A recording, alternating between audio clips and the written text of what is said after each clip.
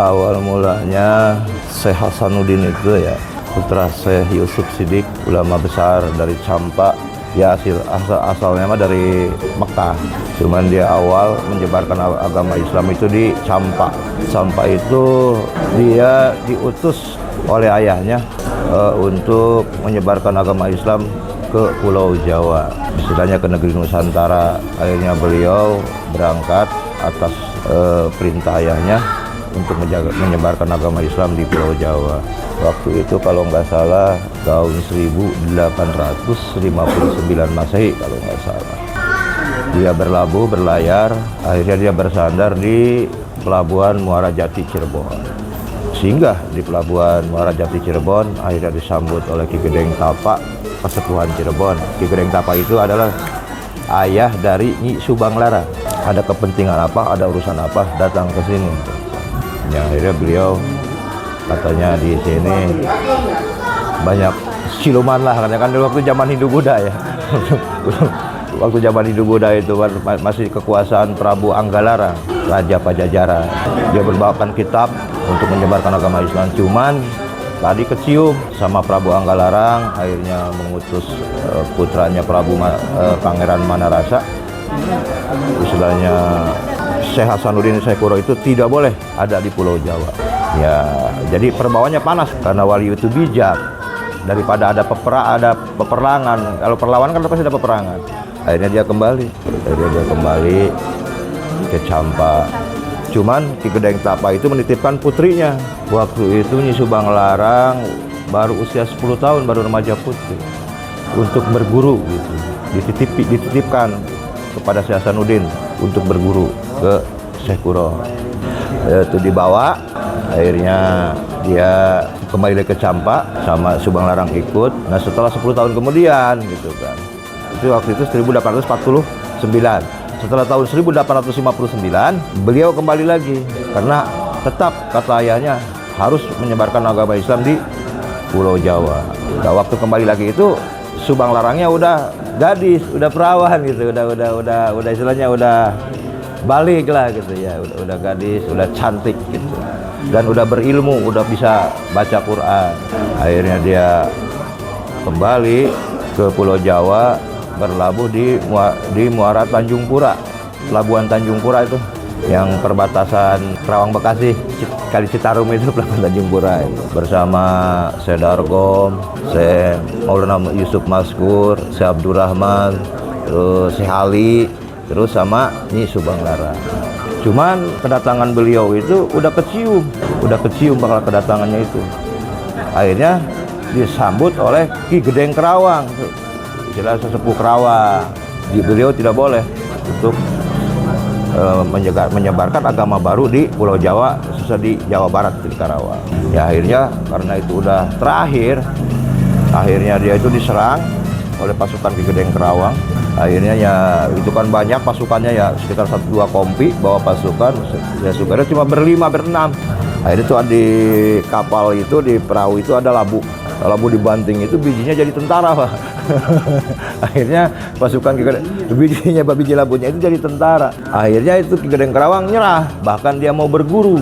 Cuman kata Syekh Hasanuddin ada syaratnya, harus mandi dulu di kali itu, Citarum. Makanya kali Citarum itu airnya coklat, Pak. Bukan mandinya Ki Gedeng Tapa. Ya mungkin kan ilmunya ilmu hitam gitu kan, ilmu kesaktian keadikjayaan lah gitu. Nah akhirnya beliau itu bikin kobong, bikin pesantren, tepatnya di Masjid Agung Kerawang, dibantu sama masyarakat Karawang lah, dipimpin oleh Ki Gedeng Tapa yang udah tunduk takluk bahkan berguru gitu ke Syekh Kuro. Karena nggak ada tindak lanjutnya, akhirnya Prabu Anggalarang mengutus putranya Pangeran Pamanarasa lagi. Begitu dia istilahnya mau mengusir. Waktu itu Nyi Subang Larang lagi baca Quran, lagi mengaji, suaranya merdu, cantik. Akhirnya Pamanarasa tadinya mau mengusir, begitu ngelihat Nyi Subang Larang tertarik. Jadi niatnya beda, gitu, tadinya mengusir jadi melamar. Ya sekarang Pak, siapa yang nggak mau sih dilamar sama putra raja, itu ya pangeran calon raja gitu. Ya akhirnya Syekh Guru tidak apa namanya ya, tergantung pada putrinya, putri angkatnya menerima apa enggak. Akhirnya menerima, cuma ada satu syarat, minta mas kawinnya itu artinya bukan emas, bukan intan, bukan uang. Itu kan udah nggak aneh lah kalau raja mau uang berapa juga pasti ada, mau emas berapa kilo peribahasanya kan dia sanggup. Cuman dia minta nanti di dalam pernikahannya itu minta mas kawinnya itu lintang kerti jajar 100. Tahu Pak lintang kerti jajar 100? Tasbih. Akhirnya dia bertanya, "Di mana adanya itu?" katanya. "Barangnya di mana lintang kerti jajar 100? Kalau dibeli berapa harganya? Adanya di mana?" Akhirnya Syekh Hasanuddin Syekh Guru menunjukkan di Mekah barangnya itu. Berhubung dulu sakti dia, Hong aja udah nyampe di sana Pak. Tuh, saking saktinya orang Hindu. Cuman diduluin sama Syekh Guru ke sana. Penjelmaan jadi seorang kakek-kakek, jadi di dalam masjid itu jadi seorang kakek-kakek namanya Syekh Ali itu mengakunya. Padahal penjelmaan dari Syekh Guru, dia tahu bakal kedatangan ini nih Pangeran Pamanarasa. Akhirnya dia nyampe itu di satu bangunan masjid, dia lihat kakek-kakek disamperin, "Saya lagi nyari lintang kerti jajar 100, di mana barangnya? Kalau harganya berapa kalau saya beli? Barangnya seperti apa?" Ditunjukin, "Ini," katanya.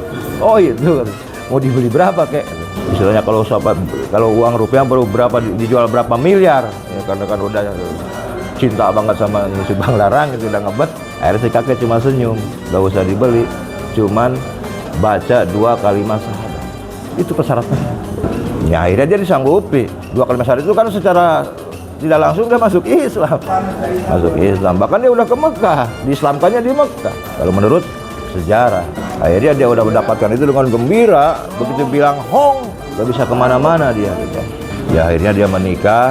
Pangeran Pamanarasa itu sama Nyi Subang Larang dikaruniai 3 putra Cakrabuana. Yang di Cirebon itu Pangeran Cakrabuana, terus Rara Santang, Kian Santang. Walang Sungsang alias Cakrabuana, Kiku Sangkan itu juga adanya Rara Santang yang nikah sama Pangeran Mesir.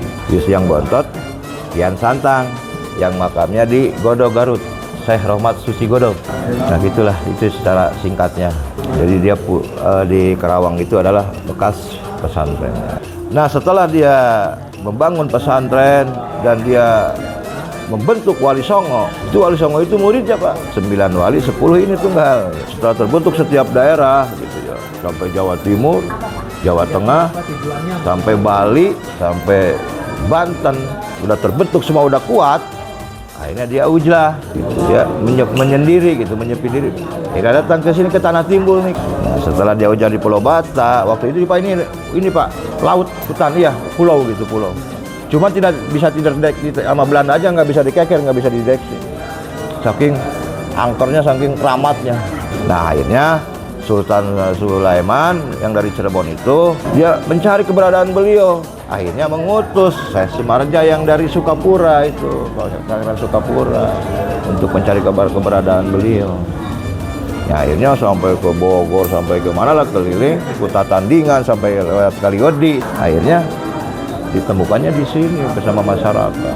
Dulu Bapak dia sampai babat buka lahan pertanian sama masyarakat. Nah setelah dia membabat hutan pertanian, akhirnya udah ngedeketin ini, awalnya beda. Orang sakit, kadang-kadang orang sampai meninggal. Akhirnya manusia di stop dulu tuh. Dia membuka lahan. Setelah di stop, dia bertapakur karena melihat cahaya yang terang benderang. Akhirnya dia bertapakur. Kadang-kadang sering dengar suara yang ajan, merdu yang ajan.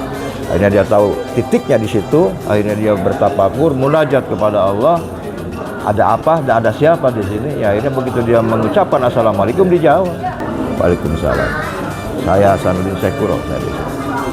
Sampai 3 kali Pak dia. Karena 1 kali itu takut dari jin, ya kan? 2 kali sama, 3 kali sama. Akhirnya dia udah kuat dan yakin bahwa itu makam Syekh Guru. Akhirnya dia pulang ke Cirebon untuk menguatkan penemuannya itu. Akhirnya sama Sultan Sulaiman ini yang dari Cirebon itu diutus Syekh Tolako, Syekh Tolha untuk bareng berdua untuk kesaksian. Jadi kalau udah 2 ini kan jelas nggak bisa bohong. Akhirnya disahkan benar. Akhirnya Sultan Sulaiman mengutus memagar ini dulu Pak, yang di titik bikin petak. petak wilayah, akhirnya ditanamin pohon, batasnya itu pakai pohon jati. Dulu mah juru kuncinya juga Pak, awalnya orang Cirebon. Awalnya. Cuma setelah berkembang rame, akhirnya orang Cirebon menyerahkan ke turunan Syekh Sumarajayang untuk mengelola. Sampai sekarang.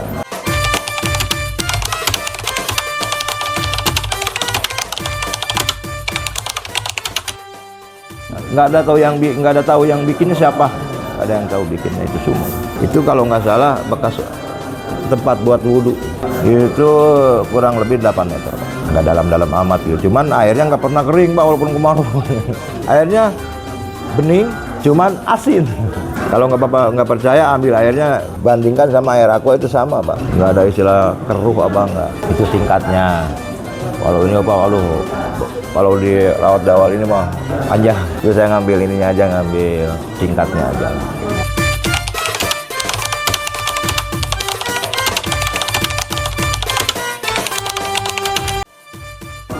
Yaitu sekarang udah 168. Iya, dia ini ulang tahunnya itu sekarang 168. Berarti udah 1 abad setengah. Ya 2024 aja ambil 168. Berapa?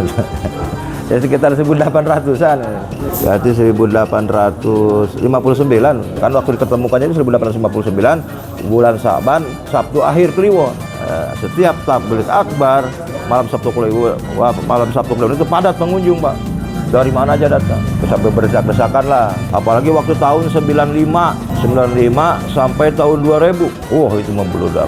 Ya itulah kekuatan karomah Pak. Ya manusia biasa. Kalau beliau kan manusia luar biasa gitu. Wali Allah itu kan kekasih Allah. Dia punya karomah menyebar kemana-mana. Karena apa? Wangi perbuatannya, penyebar agama Islam, orangnya bijak. Banyak santrinya, ya kan orang dengar. Ya bahkan dari Mesir dosen fakultas Mesir dosen datang ke sini. Belanda.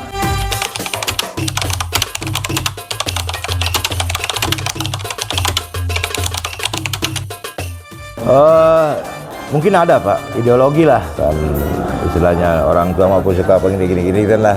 Ya kalau nggak ada ini saya nggak bisa duduk di sini.